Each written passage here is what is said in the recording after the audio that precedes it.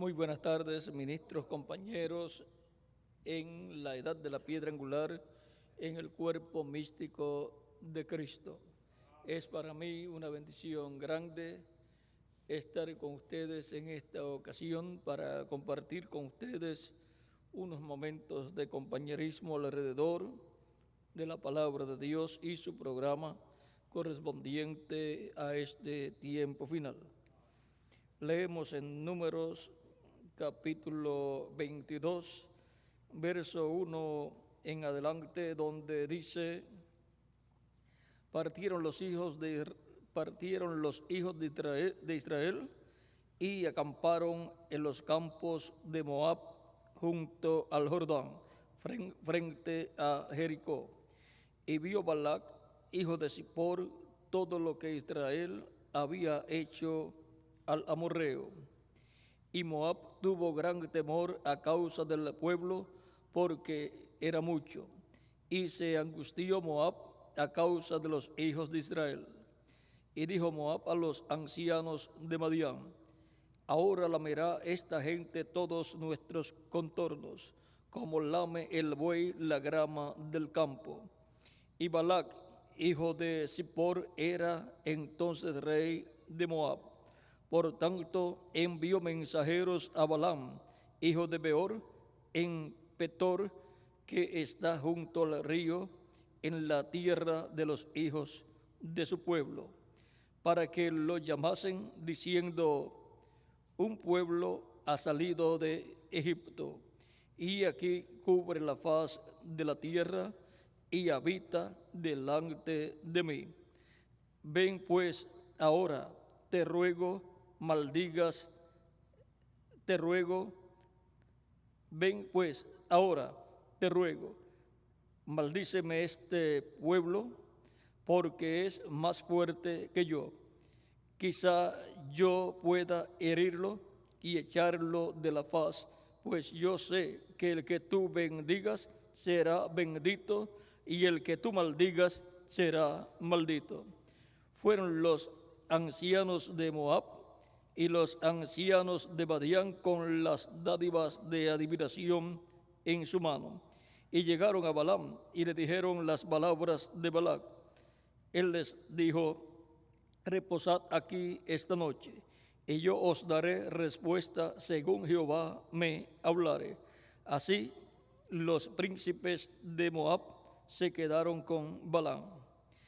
Y vino Dios a Balaam y le dijo: ¿qué varones son estos que están contigo?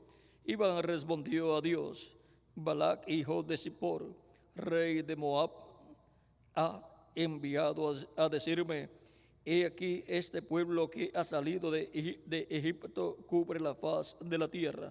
Ven pues ahora y maldícemelo, quizá podré pelear contra él y echarlo. Entonces dijo Dios a Balaam: no vayas con ellos ni maldigas al pueblo, porque bendito es. Así Balaam se levantó por la mañana y dijo a los príncipes de Balac: volveos a vuestra tierra, porque Jehová no me quiere dejar ir con vosotros.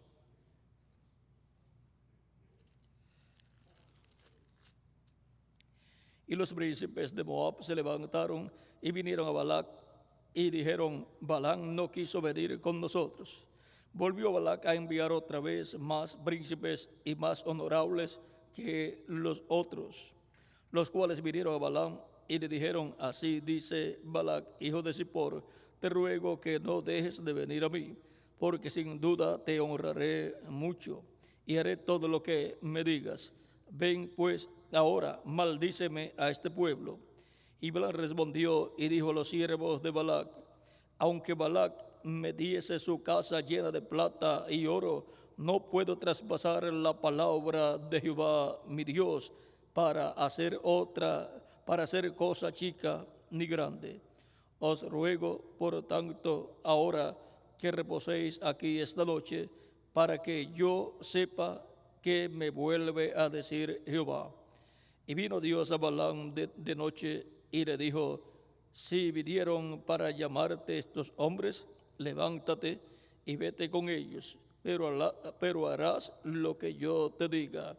Así Balaam se levantó por la mañana y enalbardó su asna y fue con los príncipes de Moab.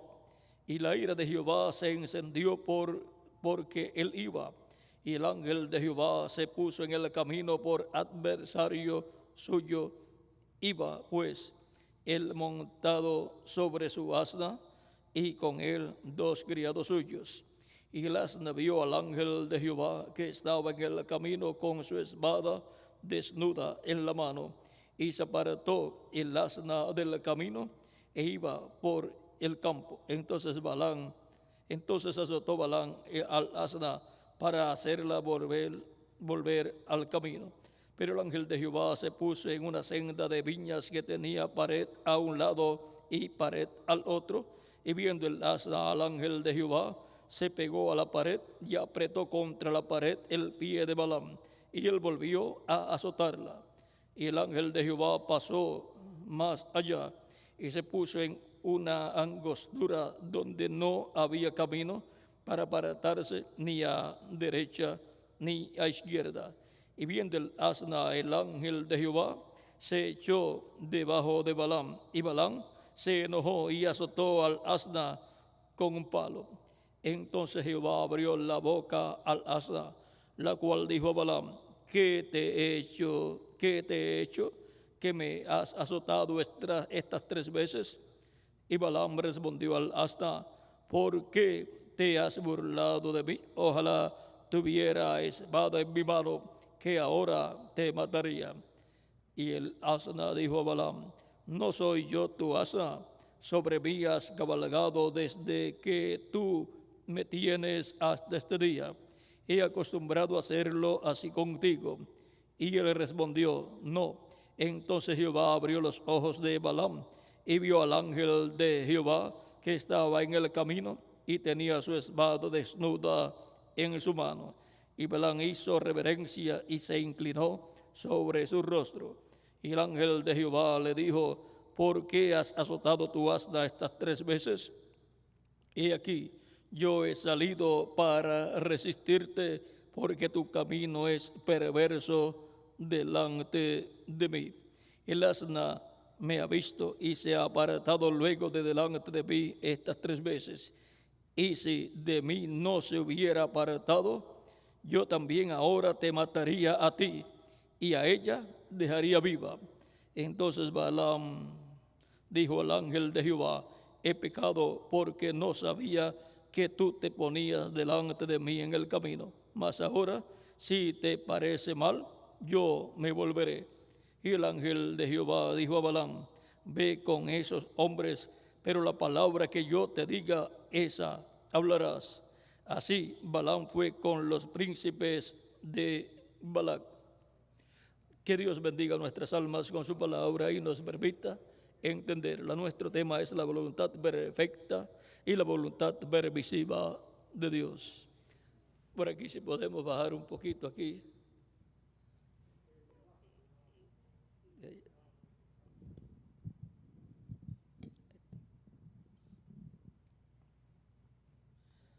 La voluntad perfecta y la voluntad permisiva de Dios.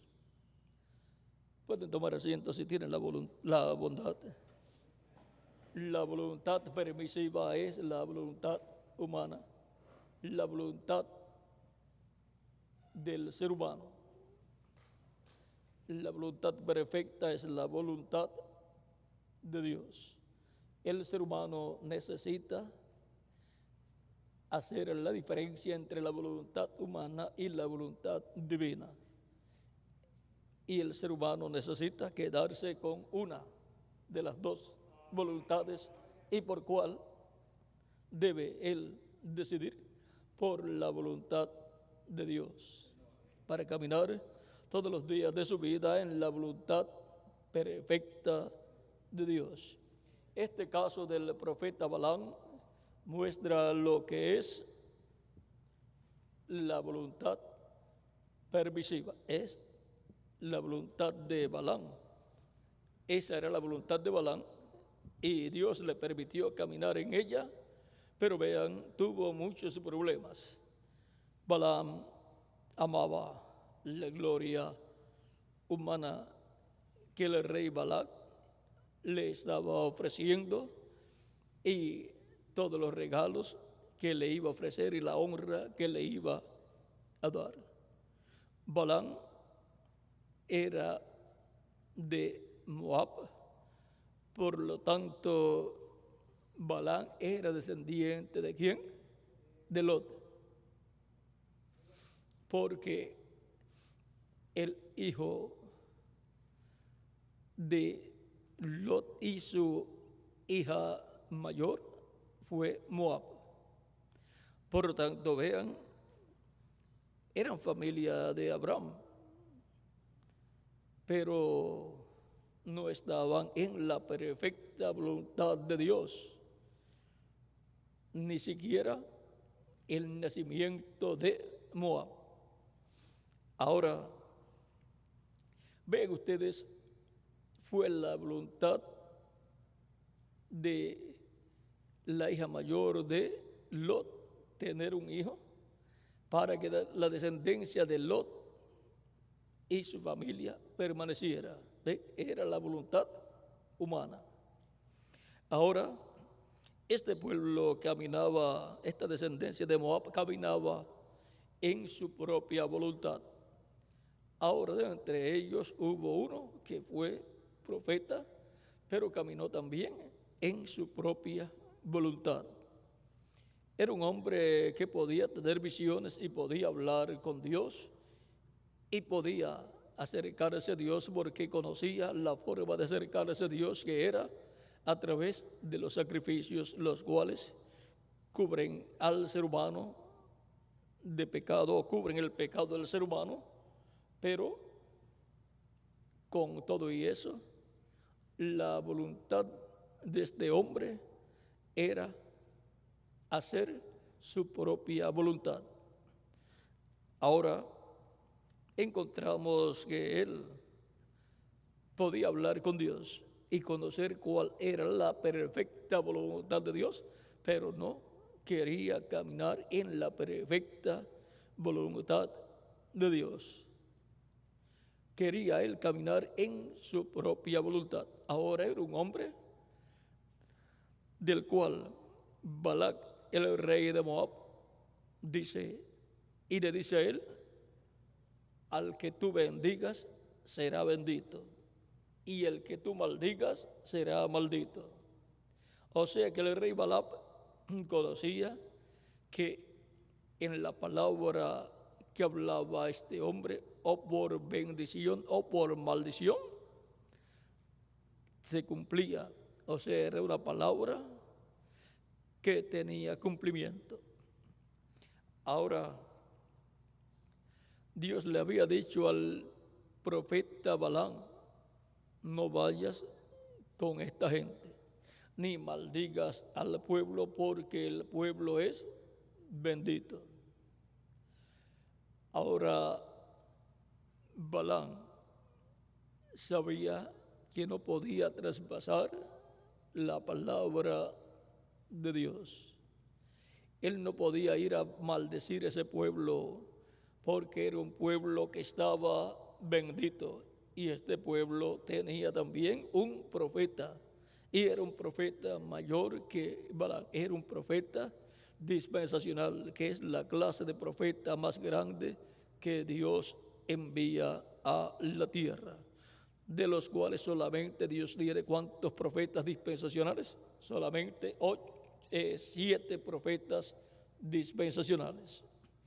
Ahora, este pueblo que había salido de Egipto, el pueblo hebreo, tenía el sacrificio del Cordero Pascual, el cual sacrificó en Egipto para que fueran librados los primogénitos del pueblo hebreo, y tenían los sacrificios que Dios le había establecido que efectuaran.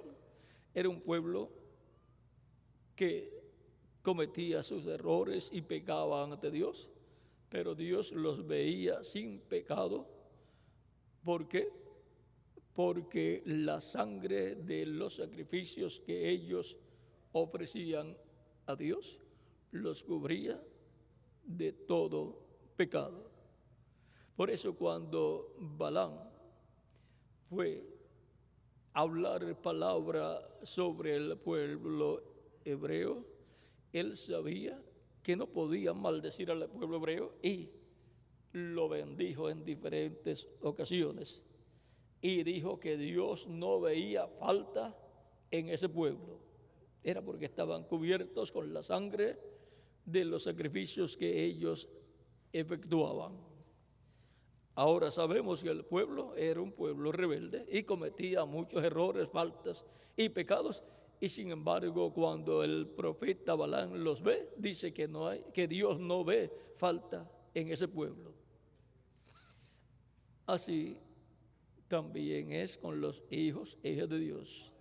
Dios no ve faltas, errores y pecados en su pueblo, su iglesia, porque estamos cubiertos con la sangre de Cristo, lavados con la sangre de Cristo, la cual nos limpia de todo pecado. Y Dios nos ve sin pecados. Estamos justificados ante Dios como si nunca en la vida hubiésemos pecado. Ahora, Balaam sabía que no podía maldecir al pueblo y más bien deseaba la suerte de ese pueblo. Él dijo que de ese pueblo saldría una estrella saldría de Israel. Ese es el Mesías y fue también anunciado por una estrella, la estrella de Belén, cuando nació Jesucristo. Ahora, Balaam sabía lo que Dios había dicho de ese pueblo. Por lo tanto, no maldijo al pueblo, sino que luego dio un consejo. Pues Balac le decía: yo te he traído para que maldigas al pueblo y ahora estás bendiciendo al pueblo. Ya lo has bendecido. ¿Cuántas veces dijo? 2 o 3 veces. Y se enojó contra Balaam. Pero Balaam no quería perder la recompensa. Y entonces dio su consejo, el consejo de Balaam, el cual trajo graves problemas para el pueblo hebreo. Vean, no podía maldecir al pueblo, pero sabía que si el pueblo pecaba ante Dios, entonces Dios los destruiría. Dios entonces traería maldición sobre el pueblo hebreo. O sea que no podía Balaam hablar una palabra de maldición contra el pueblo hebreo, pero él sabía que si el pueblo hebreo pecaba contra Dios, entonces la maldición vendría sobre el pueblo hebreo. Así es que trajo esa maldición sobre el pueblo hebreo, siempre en otra forma, para ganar la recompensa. Pero la recompensa que Dios le dio a Balaam, por eso fue que murió, cuando el pueblo hebreo destruyó a Moab con los de Madián. Ahora, eso fue en otra ocasión. Eso lo encontramos en la ocasión en que Moisés entró en el 23 o 24:9, vamos a ver si dice algo ahí. No, ahí no está. Es en otra ocasión cuando Moisés, es en el 31, número 31, verso 1 en adelante, dice: Jehová habló a Moisés diciendo: haz la venganza de los hijos de Israel contra los madianitas. Después serás recogido a tu pueblo. Entonces Moisés habló al pueblo diciendo: armaos algunos de vosotros para la guerra y vayan contra Madián y hagan la venganza de Jehová en Madián. 1000 de cada tribu de todas las tribus de los hijos de Israel. Enviaréis a la guerra. Así fueron dados de los millares de Israel, 1000 por cada tribu, 12,000 en pie de guerra. Y Moisés los envió a la guerra, 1000 de cada tribu envió. Y Fines, hijo del sacerdote Eleazar, fue a la guerra con los vasos del santuario y con las trompetas en su mano para tocar. Y pelearon contra Madián, como Jehová lo mandó a Moisés, y mataron a todo varón. Mataron también entre los muertos de ellos, a los reyes de Madián, Evi, Requén, Sur, Ur y Reba, 5 reyes de Madián. También a Balaam, hijo de Beor, mataron a espada. Ahí está el premio que se ganó Balaam. Así es que la espada del ángel de Jehová no lo mató, pero vean, fue muerto a espada en la venganza del pueblo hebreo contra Madián. Eso señala el día de venganza del Dios nuestro, en donde Dios vengará la sangre de todos los santos de la iglesia de Jesucristo que ha sido derramada sobre la tierra, y también vengará la sangre del pueblo hebreo que ha sido derramada sobre la tierra, porque Dios vengará la sangre de sus siervos. Por eso Dios dice: no os venguéis vosotros mismos, es Dios el que hará la venganza. Ahora, hemos visto que Balaam vivió en la permisiva voluntad de Dios, o sea, vivió en su propia voluntad, y Dios le permitió ir, aunque no era la voluntad de Dios, pero le permitió ir a Balac. Ahora, ir al rey Balac, porque eso era lo que quería Balaam. Ahora, hemos visto que vivir en la permisiva voluntad de Dios siempre trae problema para la persona. Dios no puede bendecir a la persona como Dios quiere bendecirla. Para poder recibir la plena bendición de Dios hay que caminar en la perfecta voluntad de Dios. Y la persona no necesita que Dios le hable 2 veces. Ya Dios le había dicho a Balaam cuál era su voluntad. Pero luego Balaam vino en otra ocasión, y entonces ahí Dios le dijo: ve con ellos, porque esa era la voluntad de Balaam, ir con ellos. Ahora podemos ver que Balaam también es figura de los sistemas humanos, los cuales caminan y actúan conforme a su voluntad. No buscan la voluntad de Dios para saber si así es que agrada a Dios que ellos hagan, que ellos actúen.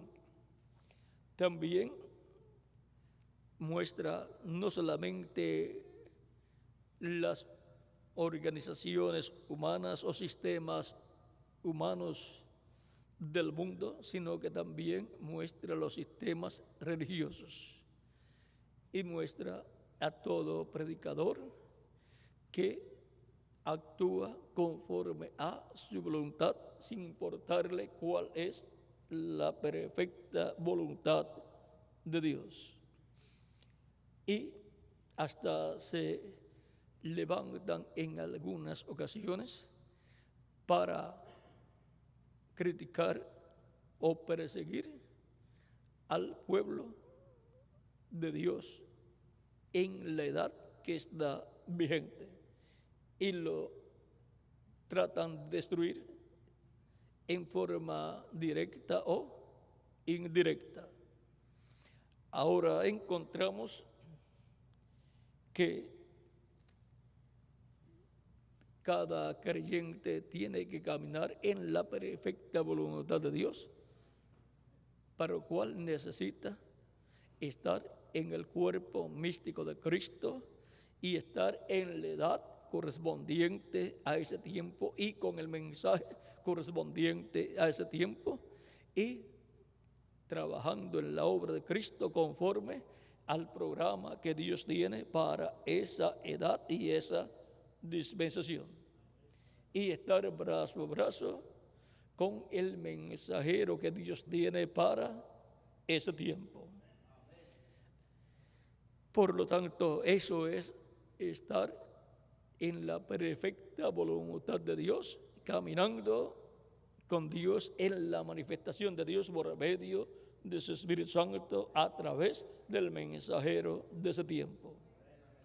Ahora podemos ver que en cuanto a caminar con Dios y a estar en la perfecta voluntad de Dios, como miembro del cuerpo místico de Cristo, la persona tiene que estar en la etapa o edad correspondiente al tiempo en que está viviendo. Eso es estar en la casa de Dios en tiempo presente. El que dice que está en la casa de Dios y que ese miembro de la iglesia de Jesucristo está viviendo una edad que ya pasó, eso es estar en la casa de Dios en tiempo pasado. Por lo tanto, eso no le es efectivo. Fue efectivo para los que vivieron en esa etapa cuando estaba vigente, pero luego ya esa etapa terminó y comenzó una nueva etapa. Por lo tanto, los que se han quedado en etapas pasadas están en la permisiva voluntad de Dios y están caminando conforme a sus propios pensamientos y sus propios deseos, pero no caminando conforme a los pensamientos de Dios. No están caminando conforme a la voluntad de Dios, la cual es que caminemos en tiempo presente, en la edad que nos toca vivir, y con el mensaje y mensajero correspondiente al tiempo que nos ha tocado vivir. Ahora hemos visto la voluntad perfecta y la voluntad permisiva de Dios. Por ejemplo, también tenemos al pueblo hebreo. Recordemos, Balaam es un ejemplo claro y clásico de lo que es una persona en la permisiva voluntad de Dios. Su fin no será de bendición y su vida tampoco será de bendición. Siempre se hallará en contra del pueblo de Dios y del programa de Dios para el tiempo en que está viviendo. Otro caso es el caso de Saúl. Saúl fue un rey en la permisiva voluntad de Dios. Dios le había hablado al pueblo hebreo en Deuteronomio capítulo 17, verso 15, que cuando entraran a la tierra ellos podían poner sobre ellos rey. Pero recuerden, siempre tiene que ser en el tiempo de Dios. No puede ser en el tiempo en que el pueblo quiera, sino en el tiempo que Dios desea para que el pueblo tenga ese rey. Deuteronomio capítulo 17, verso 15 en adelante, dice, aún un poquito antes, 14 en adelante, dice, cuando hayas entrado en la tierra que Jehová tu Dios te da, y tome posesión de ella, y la habites, y digas, pondré un rey sobre mí, como todas las naciones que están en mi alrededor. Ciertamente pondrás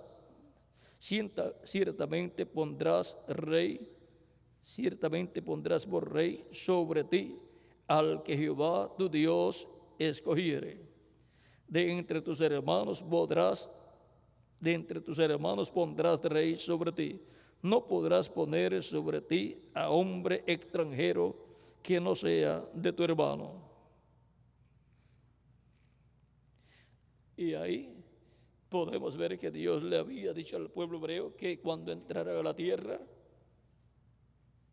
iban a poner rey y podrían poner rey, pero tenía que ser aquel que Dios escogiera.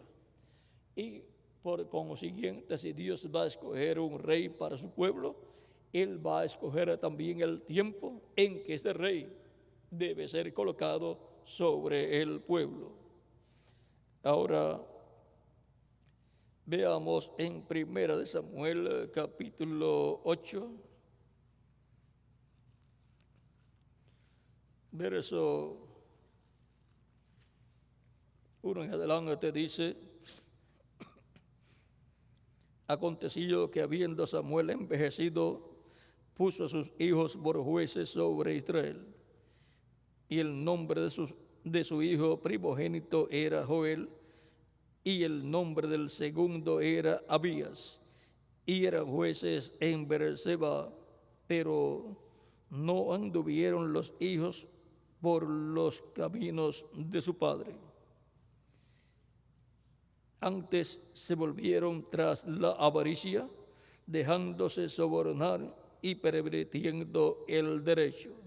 Entonces todos los ancianos de Israel se juntaron y vinieron a Rabá para ver a Samuel. Y le dijeron: he aquí tú has envejecido y tus hijos no andan en tus caminos. Por tanto, constitúyenos ahora un rey que nos juzgue como tienen todas las naciones. Pero no agradó a Samuel esta palabra que dijeron: danos un rey que nos juzgue. Y Samuel oró a Jehová. Y dijo Jehová a Samuel: oye la voz del pueblo en todo lo que te digan, porque no te han desechado a ti, sino a mí me han desechado para que no reine sobre ellos. Ahora el pueblo estaba bajo la teocracia, Dios reinando sobre el pueblo hebreo a través del profeta Samuel. Esa es la teocracia en medio del pueblo hebreo en el tiempo de los jueces.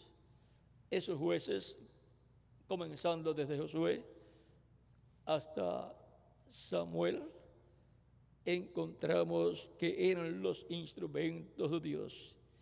Ellos juzgaban al pueblo hebreo.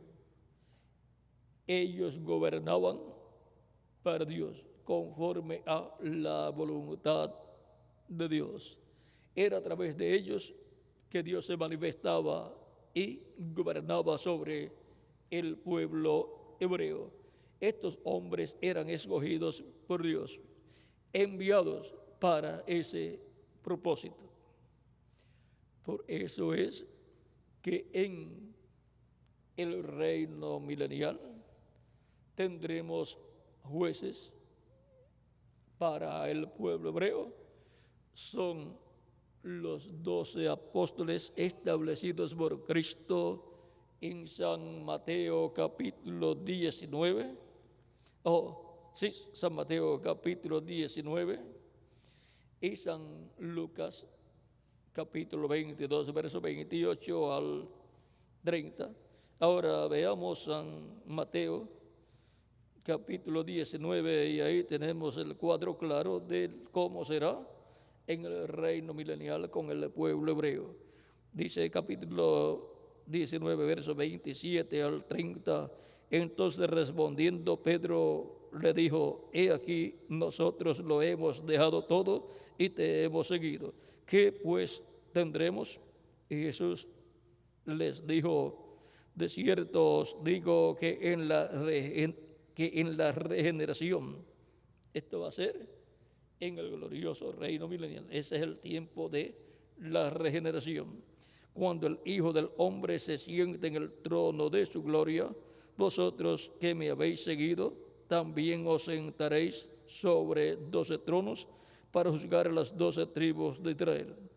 Y cualquiera que haya dejado casas, o hermanos, o hermanas, o padre, o madre, o mujer, o hijos, o tierras, por mi nombre, recibiréis 100 veces más y heredará la vida eterna.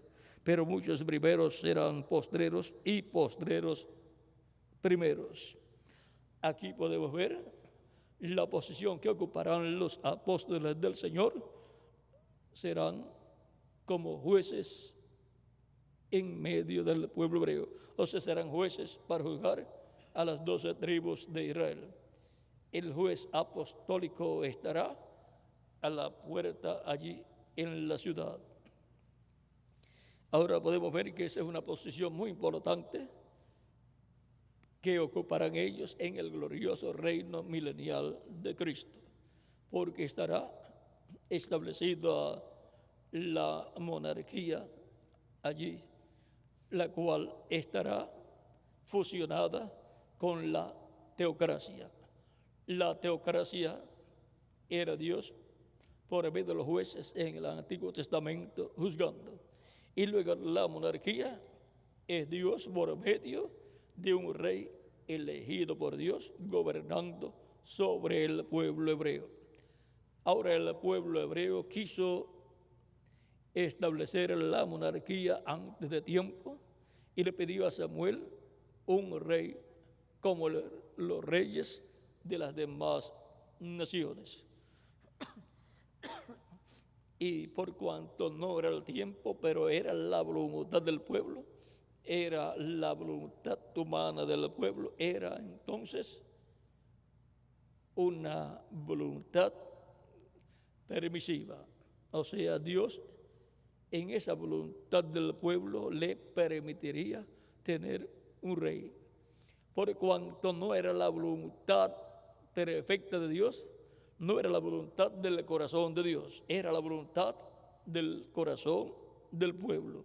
Por lo tanto, Dios no podía darle un rey conforme a su corazón, sino conforme al corazón del pueblo. Y recibieron un rey conforme al corazón del pueblo. El pueblo veía que las naciones tenían reyes altos y fuertes, y así le dio un rey Dios al pueblo hebreo, el cual fue Saúl. Pero vean, un rey en la permisiva voluntad de Dios falló y no se mantuvo obediente a la palabra de Dios por medio del profeta Samuel. El profeta Samuel, siendo el último de los jueces, Dios estaba reinando sobre el pueblo hebreo a través de Samuel. Y en ese tiempo fue que la monarquía y la teocracia estuvo entrelazándose y hubo problemas entre los dos líderes, el líder de la monarquía, Saúl, y el líder de la teocracia, Samuel. Ahora encontramos que en una ocasión Dios le dijo por medio del profeta Samuel a Saúl que esperara hasta que él llegara, hasta que Samuel llegara en cierto día, y entonces Samuel ofrecería el sacrificio a Dios para que el pueblo pudiera con su rey ir a la guerra y obtener la victoria. Pero no esperó y halló que se tardaba Samuel. Hay muchas personas que también piensan que Dios se tarda, piensan también que la segunda venida de Cristo se tarda. Así pensaron en cada tiempo y en cada edad, y entonces se denominacionalizaron. Ahora encontramos que lo que tenía que hacer Samuel, ofrecer el sacrificio a Dios, vino Saúl, que no era sacerdote, y se puso a ofrecer el sacrificio a Dios. Lo hizo conforme a su pensamiento, conforme al deseo de su corazón. La Escritura no dice que agradó a Dios. Lo primero es que no podía agradar a Dios porque no lo estaba ofreciendo un sacerdote, que era el que tenía que ofrecer el sacrificio a Dios. Samuel era sacerdote, profeta y juez, a través del cual Dios estaba reinando sobre el pueblo hebreo. Pero Saúl había sido pastor ¿de qué? ¿Qué era lo que él estaba buscando cuando se le perdieron unos animales? Burros o mula. Si era mula es peor. Así es que era pastor ¿de qué? De mula, porque eso era lo que se le perdió al papá de él. A lo mejor eso era lo que él cuidaba y todo. Así es que vean ustedes. Ahora encontramos que Saúl falló, el sacrificio no podía ser aceptado por Dios, y luego tuvo problemas en la guerra. Ahora, se hubiera esperado por Samuel, aunque Saúl decía, es que como tú te tardabas, el pueblo comenzó a irse y yo me estaba quedando solo. Pues mira, a lo mejor lo que Dios deseaba era que quedara él con 2 o 3 personas, y Samuel ofrecía a Dios el sacrificio y Dios lo aceptaba, y entonces Dios le daba la victoria con 2 o 3 personas. No lo hizo en una ocasión con uno de los hombres de Dios, al cual le dijo, el pueblo que tú llevas para la guerra es mucho. Dile a todo el pueblo que va para la guerra que el que tenga miedo, el que tiemble frente a la guerra, que madrugue y se vaya. Y se fueron ¿cuántas personas? Más de 20,000 o más.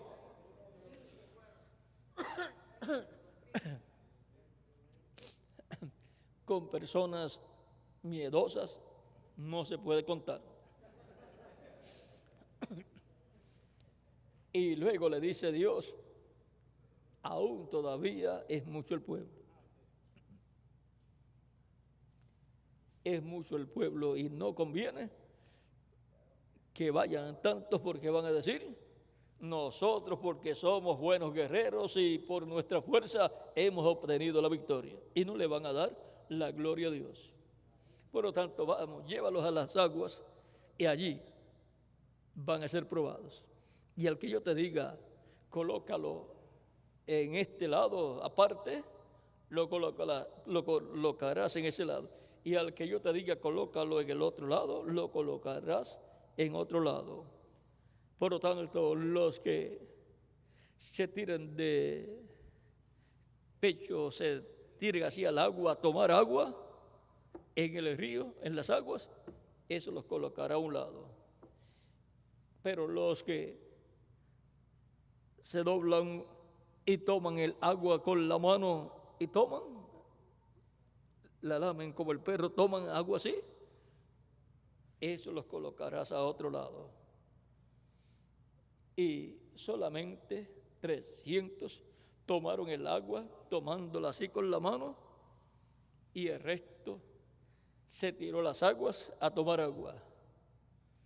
Vean, un militar bueno tiene que estar alerta, aunque sea comiendo o tomando agua. No puede desatender su responsabilidad en un momento como ese de comer o de tomar agua, porque ya deja de ser un buen soldado, está desprevenido. Pero uno que toma agua así con la mano, está vigilando está alerta en ese momento, aunque esté tomando agua. Por lo tanto, los que hicieron esa forma correcta fueron separados y Dios le dijo: con estos tú vas a ir a la guerra y yo te voy a dar la victoria. Estos otros, mándalos a las casas también. Vean, Dios requiere que se hagan las cosas conforme al deseo del corazón de Dios. La victoria la da ¿quién? La da Dios. Ahora podemos ver que no es la cantidad, sino la calidad. Y la calidad son aquellos que hacen conforme a la perfecta voluntad de Dios. Con esos Dios da la victoria a su pueblo. Por lo tanto, podemos ver que es muy importante caminar en la perfecta voluntad de Dios. Ahora, regresando a Saúl, encontramos que él no caminó en la perfecta voluntad de Dios y fue desechado. Miren lo que iba a suceder si él esperaba hasta que llegara Samuel. Vamos a ver lo que sucedió ahí.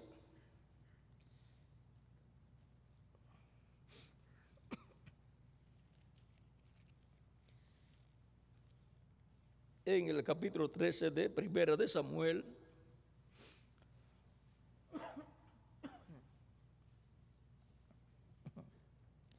verso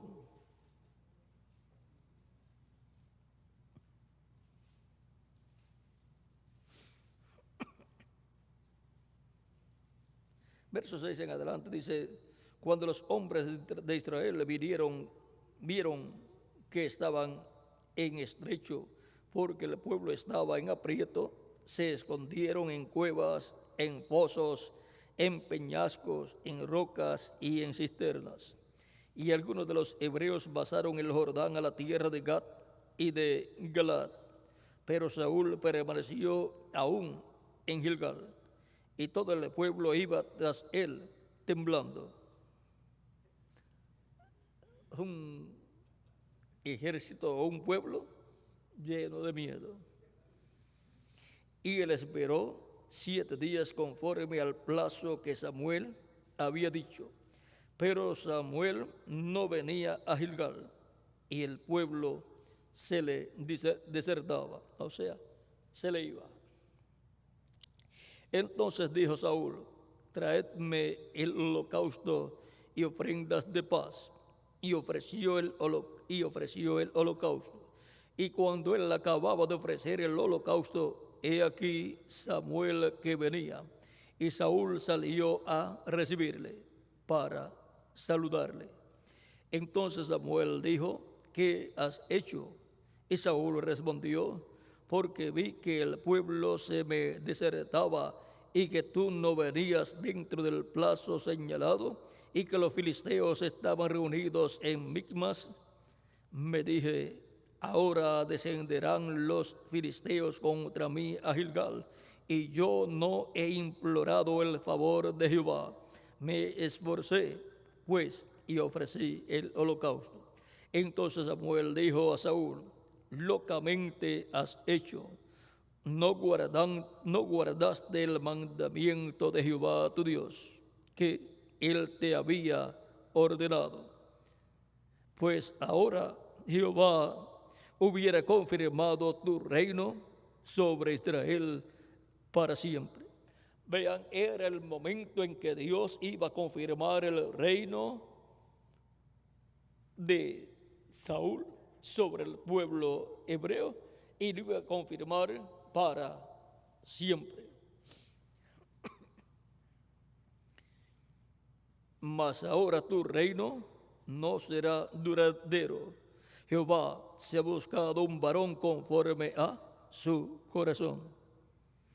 ¿Por qué? Porque Saúl no era un varón conforme al corazón de Dios, al cual Jehová ha designado para que sea príncipe sobre su pueblo, por cuanto tú no has guardado lo que Jehová te mandó. Y ahora las palabras que Samuel le había dado a Saúl, que esperara hasta que él llegara, no eran palabras humanas, sino que era la palabra de Dios en la boca de Samuel. Y él pensó que era una palabra de hombre y era la palabra de Dios que había sido hablado a través del profeta Samuel. Y ahora el reino de Saúl ya no estaba confirmado para siempre sobre el pueblo hebreo. El reino de Saúl tendría su fin. Por lo tanto, el reino de Saúl no traería la bendición mesiánica, porque para ser un reino para siempre tiene que ser el reino que desemboca en el Mesías como príncipe, sentándose en el trono de ese reino. Pero ahora Dios establece más adelante, y ahí mismo que Dios se ha buscado otro varón. No dice Dios se buscará, dice, mas ahora tu reino no será duradero. Jehová se ha buscado un varón conforme a su corazón, al cual Jehová ha designado para que sea príncipe sobre su pueblo, por cuanto tú no has guardado lo que Jehová te mandó. Miren, ya Samuel sabía que ya Dios se había buscado otro hombre conforme al corazón de Dios, y que ya Dios había designado ese hombre. Vean, antes de llegar donde Saúl, ya Samuel sabía todo eso. Ese otro hombre todavía era un jovencito. Vean, por eso cuando el pueblo hebreo quiso un rey, Dios no podía darle un rey conforme a su corazón todavía, porque todavía David era un jovencito, el cual tenía que madurar para ser el rey, el príncipe sobre el pueblo hebreo. Un príncipe, un rey. Ahora, Dios ya tenía designado el varón, aún desde antes de Samuel ungir a Saúl como rey sobre el pueblo hebreo. Ya Dios había designado a David para que fuera el rey y el príncipe sobre el pueblo hebreo, pero tenía el tiempo señalado en que sería ungido y luego el tiempo en que comenzaría su reinado. Pero como el pueblo se adelantó, cuando el pueblo se adelanta, entonces no puede obtener la perfecta voluntad de Dios, sino que el pueblo recibe conforme a su deseo, lo cual es en la permisiva voluntad de Dios, en la cual Dios le dio un rey, en lo que llegaba el tiempo del rey, conforme al corazón de Dios, que Dios le daría al pueblo hebreo. Encontramos que luego el pueblo hebreo tuvo muchos problemas aún para recibir al rey conforme al corazón de Dios, porque aceptó primero un rey conforme a los deseos de su propio corazón, del corazón del pueblo. Ahora, encontramos que David fue el rey ungido conforme al corazón de Dios. Samuel lo ungió, y luego cuando Saúl supo, persiguió a David, al rey, conforme al corazón de Dios. Vean. Y ahí el que estaba en la permisiva no quería soltar el cetro ni ceder el trono al que venía en la perfecta voluntad de Dios, lo cual es tipo y figura de lo que para este tiempo también sucederá, como sucedió en el tiempo de Cristo. Vean, por ejemplo, en el tiempo de Cristo, el rey conforme a la voluntad de Dios es Cristo. Y en aquellos días estaba el reino romano gobernando sobre la tierra y gobernando sobre el pueblo hebreo también. Por lo tanto, no le iba a ceder el lugar para que Jesús gobernara sobre el pueblo hebreo, excepto si Jesús aceptaba la proposición que el diablo le hizo de adorarlo postrado delante de él. Ahora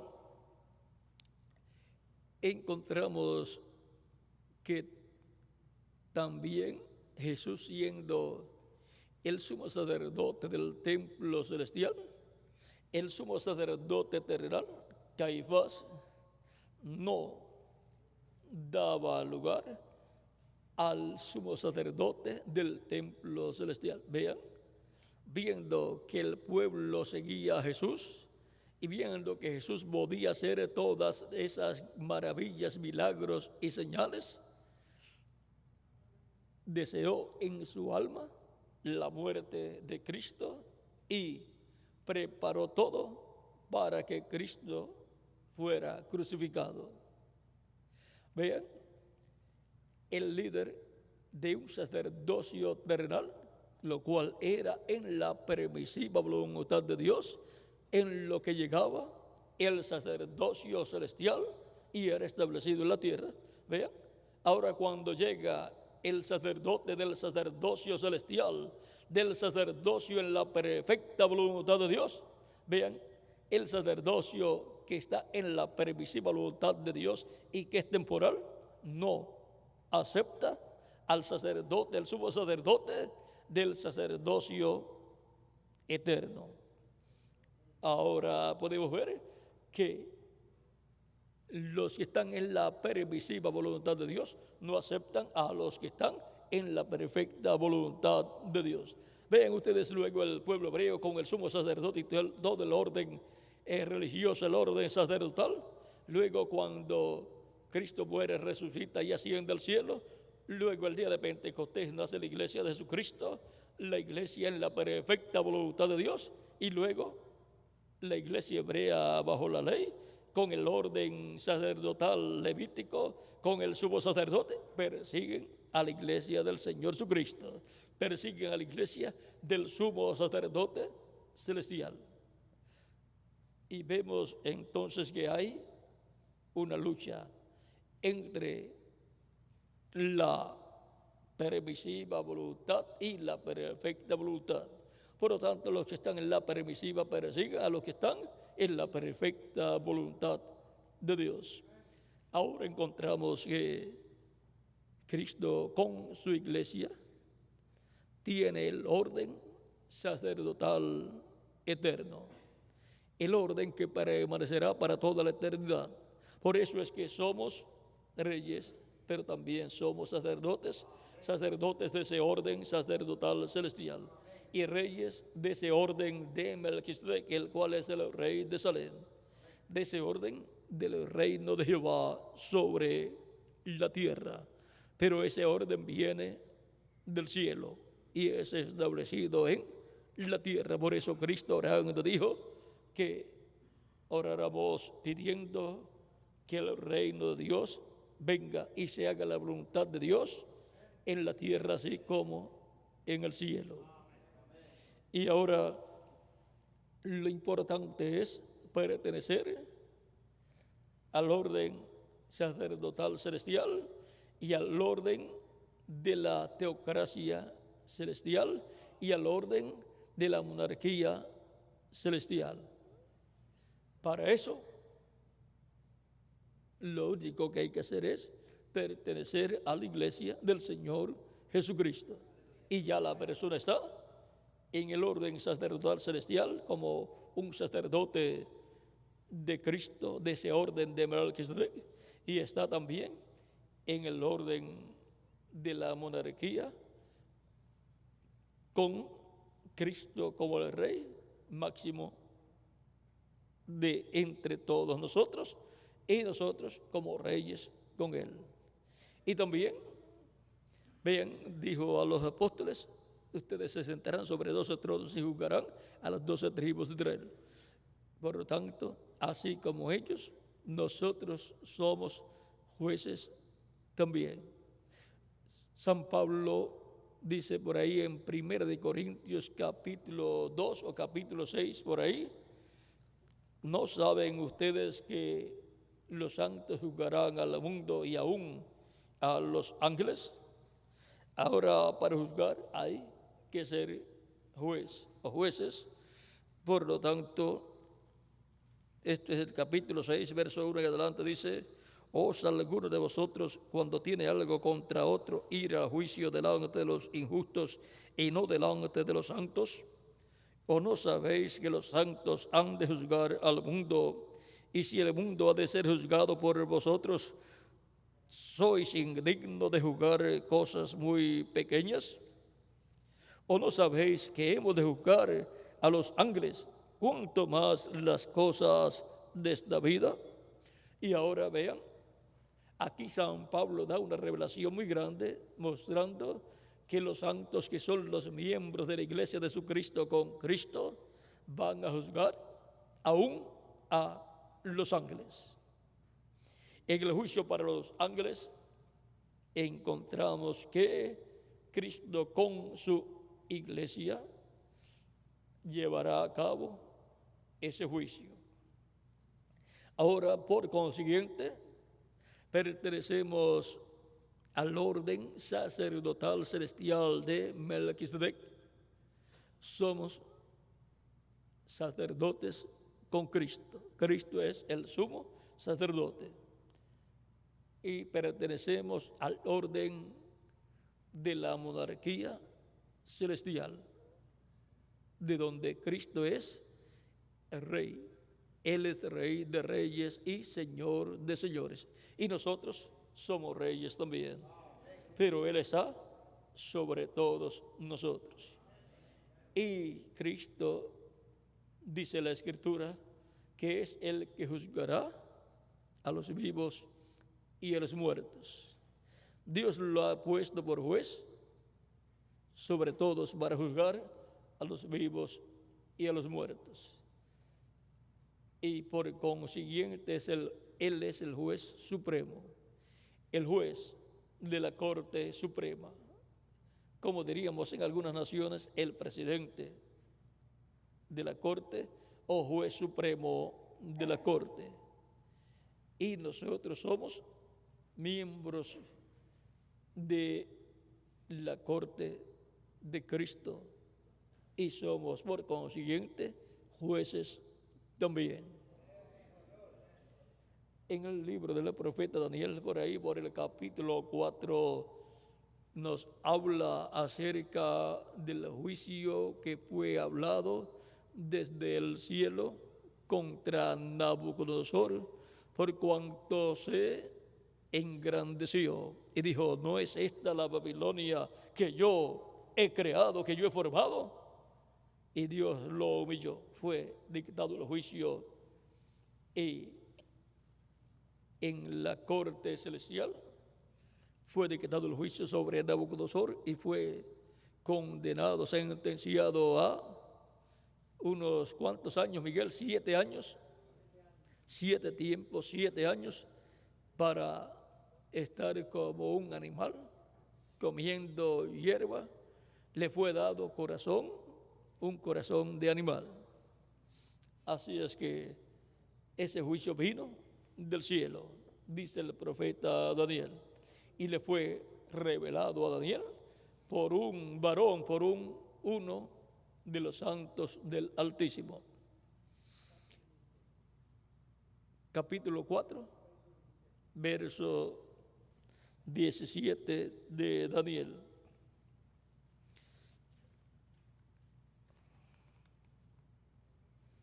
Dice: he aquí nuestro Dios, a quien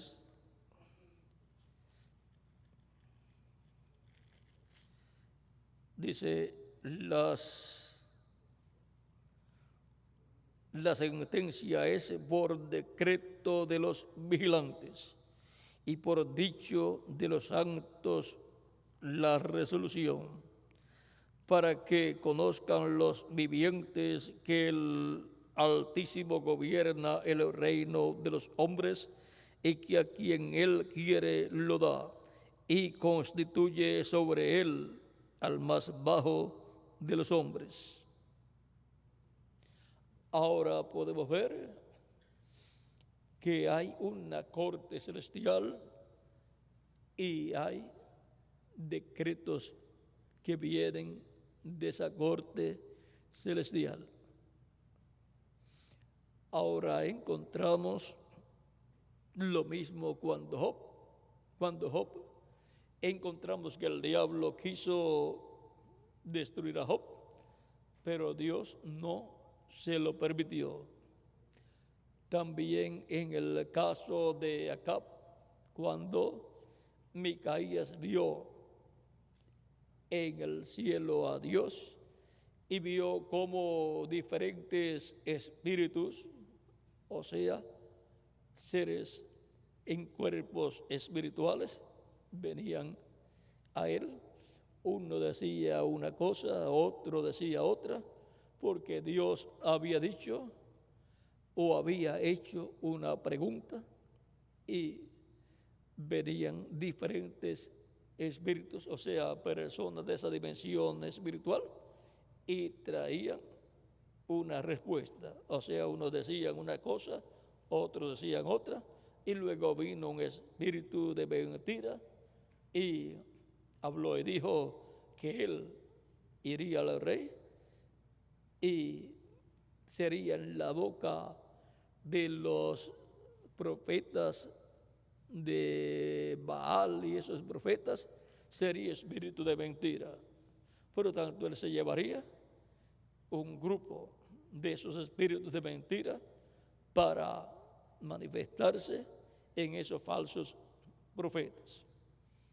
De seguro era un espíritu de mentira líder de una o más legiones de espíritus de mentira. Eran espíritus malignos. Ahora podemos ver que en el cielo se hacen decisiones que tienen que ver con el fin de reinos, de reyes, de gobiernos y también con el comienzo de nuevos gobiernos. Por ejemplo, tenemos también el caso en Daniel, en donde el arcángel Gabriel le dice al profeta Daniel que desde que Daniel había orado a Dios y había colocado su corazón a humillarse delante de Dios, fueron oídas las palabras de Daniel. Y por esa causa, dice el arcángel Gabriel, que él ha venido a Daniel. Pero dice, pero me retuve por 21 días porque el príncipe de Persia se me opuso y me ayudó Miguel, el príncipe que está por los hijos de Israel. O sea, el príncipe es el principal arcángel, el principal ángel, y eso por consiguiente viene a ser, siendo el príncipe, el arcángel rey. Porque así como Dios le dijo a Samuel y Samuel le dijo a Saúl que Dios se había buscado un varón conforme a su corazón para que sea príncipe sobre el pueblo hebreo. Para ser el príncipe, el rey, sobre el pueblo hebreo. Ahora, podemos ver ahí que el arcángel Gabriel le dice a Daniel que había peleado, luchado contra el príncipe de Persia. Recuerden que todas las naciones tienen un líder de otra dimensión, un príncipe de otra dimensión. Y también muchos espíritus que están bajo el mando de ese príncipe de otra dimensión. Ahora, el arcángel Gabriel le dice: ahora yo tengo que volver, tengo que regresar para pelear contra el príncipe de Persia. Y luego vendrá el príncipe, o sea, el rey de Grecia, que fue ¿quién? Alejandro el Grande. Vean, cuando habla del príncipe de una nación que vendrá, tenemos que ver cuál es el príncipe espiritual y también luego el príncipe literal. Porque a través de esos príncipes terrenales de carne, luego se manifiesta un príncipe de otra dimensión. Es ungido con una unción de otro mundo, de otra dimensión. Siendo el reino de los gentiles y siendo ese reino gobernado y estando bajo el reino de las tinieblas, pues viene un espíritu, príncipe de las tinieblas, para gobernar a través de un instrumento, de un velo de carne, el cual es convertido en un príncipe de ese imperio. Ahora podemos ver que el arcángel Gabriel tiene que ver, no pueden surgir esos reinos, no puede terminar uno y comenzar otro sin permiso de Dios. Y Dios tiene al arcángel Gabriel y al arcángel Miguel atentos a todo movimiento que ocurre en el planeta Tierra. Así es que, si para el cambio de imperio, del imperio medo-persa al imperio de Grecia, intervinieron Gabriel y Miguel, y también vean, para el cambio del imperio de Babilonia al imperio medo-persa, también una mano escribió sobre la pared. ¿Sería el arcángel Miguel o el arcángel Gabriel escribiendo allí? Pudo ser uno de ellos, pudo ser el mismo arcángel Gabriel, que vemos que tiene una intervención muy directa con el reino de los gentiles. Ahora podemos ver que el arcángel Miguel y el arcángel Gabriel obran en la perfecta voluntad de Dios y ellos intervienen en todas esas cosas que están en la permisiva voluntad de Dios y le ponen fin cuando tienen que ponerle fin a algo que está en la permisiva voluntad de Dios. Ahora Dios va a establecer el reino del cielo en la tierra y será restaurado por consiguiente el reino de David y el trono de David, que en el tiempo de David y Salomón fue señalado como el reino de Jehová, y el trono de David fue señalado como el trono de Jehová. Y fue dicho a David que su trono y su reino serían para siempre. Pero David murió, y murió también Salomón, pero la promesa de ese reino es para siempre. Por lo tanto, el Mesías Cristo es el heredero al trono de David, conforme a las palabras del arcángel Gabriel de nuevo. ¿Ven cómo tiene el arcángel Gabriel intervención con los reinos en esta tierra? Ahora, para el cambio de gobierno del reino de los gentiles al reino de Dios, Gabriel dice a la Virgen María que Dios le dará el trono de David, su padre, y él se sentará sobre el trono de David y reinará sobre la casa de Jacob para siempre. Y ahí estará el reino perfecto en la permisiva voluntad de Dios en medio del pueblo hebreo. Las formas de gobierno que tiene en la actualidad el pueblo hebreo son en la permisiva voluntad de Dios, como también la forma de gobierno de todas las demás naciones. Pero entre la forma de gobierno conforme al corazón de Dios, que será el reino de Dios sobre la tierra, señalado como el reino de Jehová sobre la tierra y como el reino de David y trono de David. Por eso Cristo es el heredero al trono de David. Y en esa forma es que el reino de David y trono de David es para siempre, porque es señalado como el reino del Mesías y trono del Mesías. Eso es el reino de David y trono de David. Así es que se cumple esa promesa en el glorioso reino milenial de Cristo y Cristo reinando sobre su trono. Llevará, por consiguiente, como memorial el reino de David, que viene a ser el reino de Jehová sobre la tierra, y el trono de David, que viene a ser el trono de Dios en la tierra, trono terrenal de Dios. Y ese trono es el trono de Cristo. Por eso Cristo también en Apocalipsis capítulo 13, verso 21 dice: al que venciere, yo le daré que se siente conmigo en mi trono, así como yo he vencido y me he sentado con mi Padre en su trono. Por consiguiente, la iglesia gobierna con Cristo por el milenio.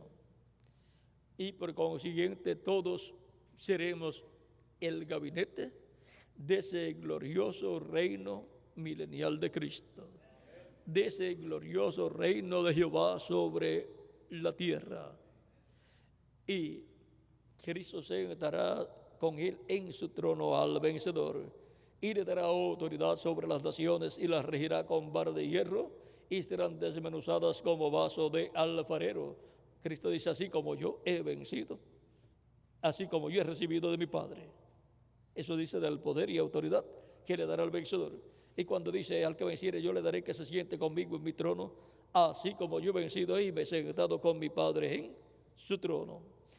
Ahora, en esas dos escrituras podemos ver que Cristo hace en ese reino milenial lo mismo que el Padre hizo en su reino celestial. Dios sentó con él en su trono a Cristo cuando ascendió al cielo victorioso. Se sentó a la diestra de Dios, se sentó en el trono de Dios, se sentó en el reino celestial. Y estar a la diestra, eso es tener todo el poder del reino celestial. La diestra representa el poder. Así como la diestra de una persona derecha está ¿dónde? En su mano derecha. Ahí está el poder de la persona. Ahora podemos ver lo que es la voluntad perfecta y lo que es la voluntad permisiva. La voluntad perfecta de Dios y la voluntad permisiva. La voluntad permisiva es la voluntad de la persona, la cual Dios la permite cuando la persona no acepta la perfecta voluntad de Dios, o cuando la persona no espera a que en el programa de Dios llegue el momento para Dios hacer eso que Él ha prometido. Por lo tanto, Toda persona que ama a Cristo desea siempre estar en la perfecta voluntad de Dios. Estando en la edad que corresponde a este tiempo, estamos en la perfecta voluntad de Dios como edad.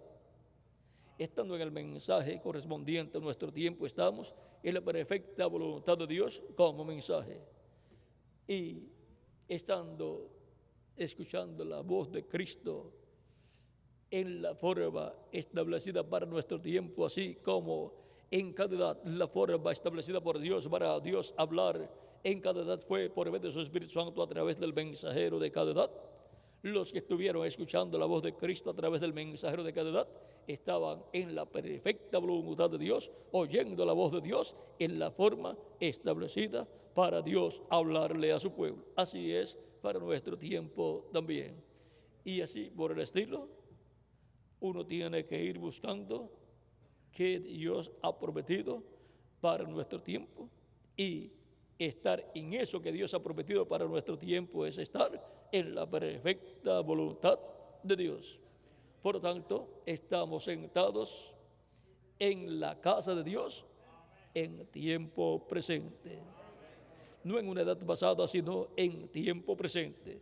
No en el atrio, ni tampoco en el lugar santo, sino en el lugar santísimo de la casa de Dios. Caminando en la perfecta voluntad de Dios y escuchando su voz en la perfecta voluntad de Dios y en la forma perfecta que Él ha dicho que nos hablará en este tiempo final. Yo, Jesús, he enviado mi ángel para daros testimonio de estas cosas en las iglesias. Eso es estar escuchando la voz de Dios en la perfecta voluntad de Dios. Y el Señor, el Dios de los espíritus de los profetas, ha enviado su ángel para manifestar a sus siervos las cosas que deben suceder pronto, o que han de suceder pronto. Vamos a leerlo aquí para ver cómo lo dice. Y me dijo, capítulo 22, verso 6 del Apocalipsis, y me dijo, estas palabras son fieles y verdaderas. Y el Señor, el Dios de los espíritus de los profetas, ha enviado su ángel para mostrar a sus siervos las cosas que deben suceder pronto. Esa es la forma en que debemos escuchar la revelación de las cosas que deben suceder pronto, por medio del ángel del Señor Jesucristo. Él no envía a muchos, sino al que debe enviar en cada edad. Y para este tiempo final tenemos aquí señalado al ángel del Señor Jesucristo, el mismo que aparece en Apocalipsis 22, verso 16. Yo, Jesús, he enviado mi ángel para daros testimonio de estas cosas en las iglesias. Yo soy la raíz y el linaje de David, la estrella resplandeciente de la mañana. Y también Apocalipsis capítulo 1, verso 1 al 3, dice la revelación de Jesucristo que Dios le dio para manifestar a sus siervos las cosas que deben suceder pronto, y la envió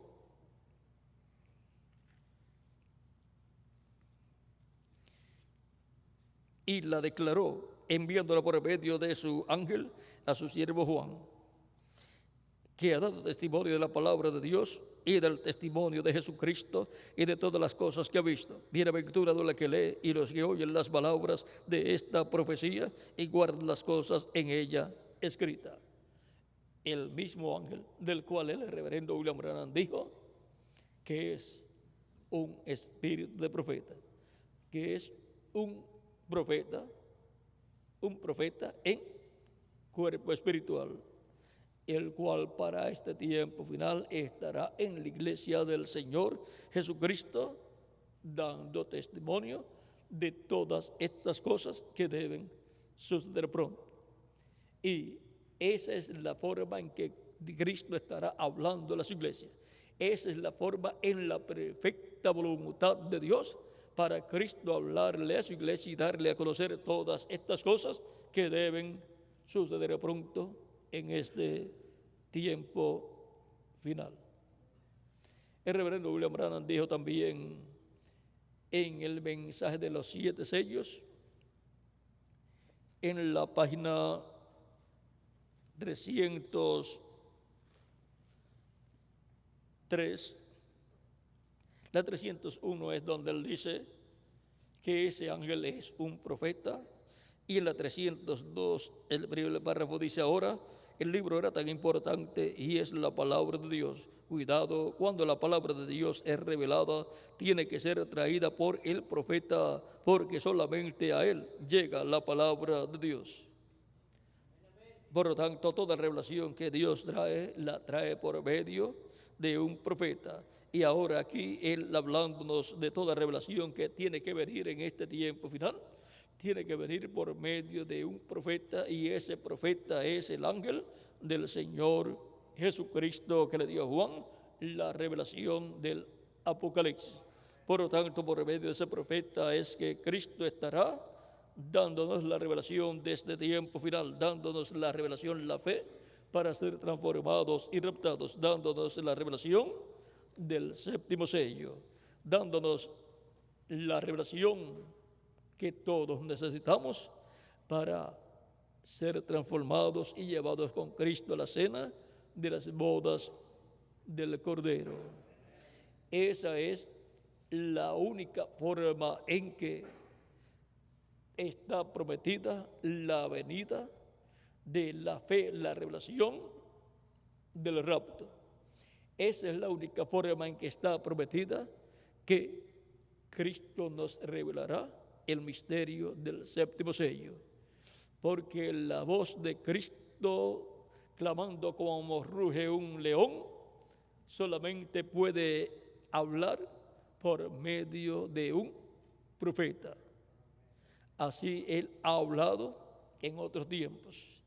Esa es la forma para escuchar la voz de los 7 truenos, revelándonos el misterio del séptimo sello. No hay otra forma. Esa es la forma en la perfecta voluntad de Dios. En la permisiva voluntad de Dios, que es la voluntad de los seres humanos, unos buscan en la permisiva el conocimiento del séptimo sello, y van y escuchan a uno por acá, van y escuchan a otro por allá, van y escuchan a otro por allá, dándole sus propias interpretaciones a lo que es ese misterio, y unos opinan de una forma, otros opinan de otra forma, y ninguno sabe lo que es, porque están en la permisiva voluntad de Dios, tratando de dar a conocer un misterio que solamente puede ser revelado por el Espíritu Santo a través de un profeta dispensacional, solamente a través del ángel del Señor Jesucristo.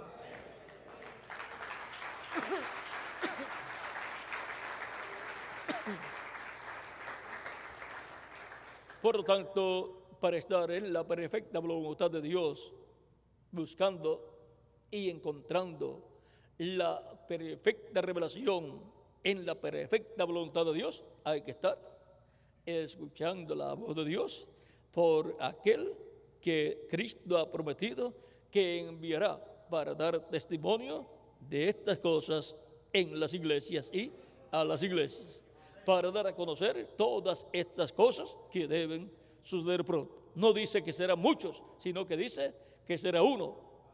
Yo, Jesús, he enviado mi ángel para dar testimonio de estas cosas en las iglesias. Dar testimonio de qué cosas, de estas cosas que deben suceder pronto. Y el Señor, el Dios de los espíritus de los profetas, ha enviado a su ángel para manifestar a sus siervos las cosas que deben suceder pronto. ¿Ven? No dice que ha enviado a muchas personas para manifestar, para revelar estas cosas que deben suceder pronto, sino que dice que ha enviado su ángel. El ángel que envió a Juan es el ángel que envía a su iglesia para revelarle estas cosas que deben suceder pronto. Este es el ángel que viene con el sello del Dios vivo, con el Espíritu Santo, para manifestar a sus siervos todas estas cosas que deben suceder pronto. Apocalipsis 22, verso 6 y Apocalipsis 22, verso 16 y Apocalipsis capítulo 1, verso 1 al 3. Y son bienaventurados los que leen y los que oyen las palabras de la profecía de este libro que trae Cristo en el Espíritu Santo por medio de su ángel mensajero. Ha sido para mí un privilegio y una bendición grande estar con ustedes dándoles testimonio de la perfecta y la permisiva voluntad de Dios. Y ahora, ¿con qué nos quedamos nosotros? Con la perfecta voluntad de Dios. No queremos movernos de la perfecta voluntad de Dios, porque en la perfecta voluntad de Dios está la bendición de Dios. Fuera de la perfecta voluntad de Dios, lo que hay son problemas y confusión. Y nosotros queremos tener la revelación perfecta, la cual se recibe solamente en la perfecta voluntad de Dios, en la perfecta forma en que Dios ha prometido que nos dará a conocer todas estas cosas que deben suceder pronto en este tiempo final. Ha sido para mí una bendición grande estar con ustedes en esta tarde dándoles testimonio de la perfecta voluntad de Dios y la permisiva voluntad de Dios. Que las bendiciones de Cristo, el ángel del pacto, nuestro Salvador, sean sobre todos ustedes y sobre mí también, y nos revele todo el programa correspondiente a este tiempo final, y nos llene del conocimiento de todo su programa, y pronto se complete el número de los escogidos de Dios, y todos estemos listos para nuestra transformación, y pronto nos transforme, y a los muertos en Cristo los resucite en cuerpos glorificados, y nos lleve a todos con Él a la cena de las bodas del Cordero, en el nombre eterno del Señor Jesucristo. Amén y amén. Bueno, muchas gracias por vuestra amable atención y nos veremos dentro de algunos minutos, Dios mediante, en la próxima actividad. No les digo en la noche porque las 7 de la noche es de día. ¿Qué hora tenemos? Las 7 y todavía está el sol alumbrando y ya las personas por aquí cerca, así es que hacemos una pausa y pasamos a nuestro hermano Bermúdez y hacemos luego una pausa para un receso y así damos lugar a que entren las demás personas que van a estar en la actividad de esta noche, diríamos de esta tarde porque todavía está el sol alumbrando, pero si decimos de las 6 en adelante hay que poner que ya es de noche y decir buenas noches, pues entonces ya para la actividad de la noche ya estarán entrando las personas que van a estar y estaré nuevamente con ustedes y oren mucho por mí para que nos dé el tema de la noche porque no habían colocado tema para la noche, ¿verdad, Miguel? Ya hicieron un tema, vamos a ver cuál es, Miguel. La seguridad del creyente en Cristo. Así es que la seguridad del creyente en Cristo, por supuesto, tiene que ser y estar en la perfecta voluntad de Dios, porque en la perfecta voluntad de Dios es donde único usted y yo tenemos seguridad. En la permisiva nadie está seguro. En la perfecta sí estamos seguros. Bueno, con nosotros el reverendo Miguel Bermúdez Marín para finalizar ya nuestra parte en esta tarde.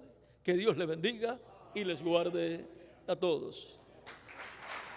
Gracias, Miguel.